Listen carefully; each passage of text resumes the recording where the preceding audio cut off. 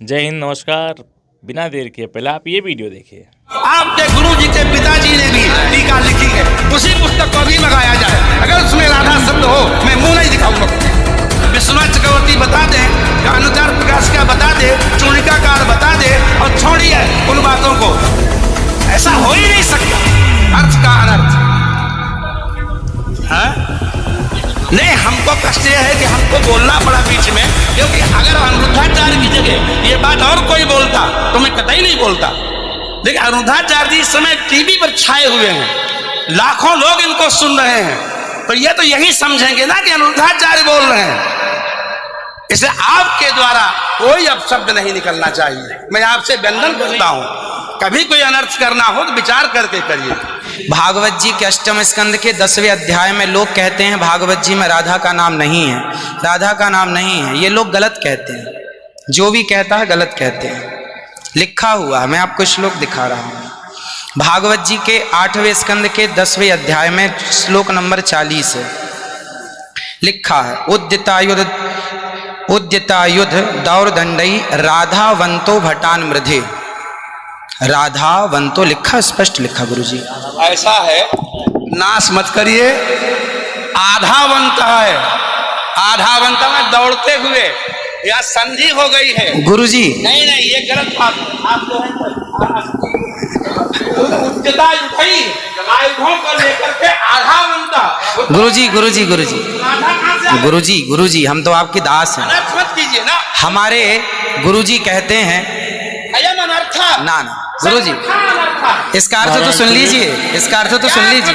आप जब राधा बता रहे हो, सुनिए सुनिए गुरुजी, इसका अर्थ है राधावंतो भटान मृदेश का अर्थ गुरुजी ने बताया हमें। गुरुजी ने, हमारे गुरुजी, कोई गुरुजी नहीं बता सकता। हमारे गुरुजी कहते हैं बिल्कुल नहीं बना सकते, क्योंकि जब आप राधा बनाओगे तो सर्गे कहाँ जाएंगी? गुरुजी उद्यता युधई ही गुरुजी गुरुजी कहते हैं क्यों नहीं बोलते? गुरु शब्द है। अब चलिए, भागवत जी में दूसरा है बधू। बधू प्रयोग हुआ है, बधू प्रयोग हुआ है। तो बधू का प्रयोग ये है कि वहां श्री राधा रानी का ही स्मरण है। नहीं, लोग कहते हैं राधा नहीं है, तो राधा जी का जिक्र तो कई जगह है। राधा पदवाच्य बधू, जिसका अर्थ संकेत अर्थ हो या लक्ष्यार्थ हो और व्यंग्यार्थ हो, इन तीनों अभिधावृत्तियों के द्वारा राधा शब्द एक भी जगह भागवत में नहीं है। इसलिए जहां बधू शब्द है वहां भी अर्थ राधा है। जहां बधू है, ऐसे पानी का अर्थ जल भी होता है। जहां राधा है, जहां बधू है वहां राधा है। ऐसे थोड़े होता है। जहां आप जैसे लोग देखिए, आप विश्व हमारे गुरुजी ने बताया, ये हमारी क्या ताकत की हम बताएं? शब्दई ही अर्थानाम अभिव्यक्ति त्रिभिन्न भवति। इनकी बात सारा विश्व सुनता है। महाराज श्री बोले हमारी बात 20 आदमी सुनते हैं। महाराज जी, सुनता है सारा विश्व, पूरे विश्व को सुनाते हैं। गुरुजी जो मेरे गुरुजी ने सिखाया वो मैं बोल रहा हूँ। सिखा ही नहीं सकते, आप अशुद्ध बोल रहे हैं बात। अभी श्री राधा और माधव जो राम नाम है, जो भागवत जी का अर्थ है।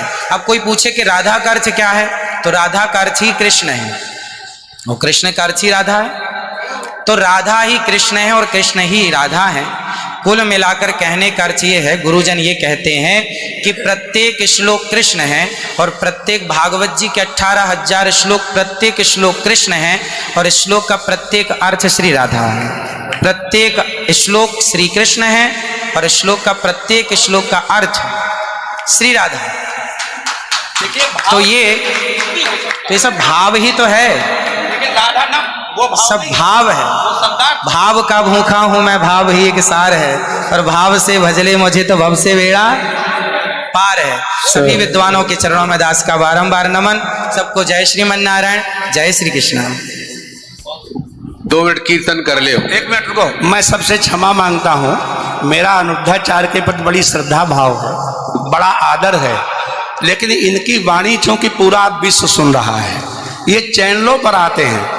भाव जगत में हम कुछ भी कहें, लेकिन जब हम ये कहते हैं ये शब्द में लिखा है, तो वहां पर शब्द और अर्थ का संयोग, क्योंकि गिरा अर्थ जल शब्द बोध्यो व्यनक्ति अर्थ शब्दोप्यर्थांतराश्रय एकत्व व्यंजकत्वे तद अन्य से सहकारिता।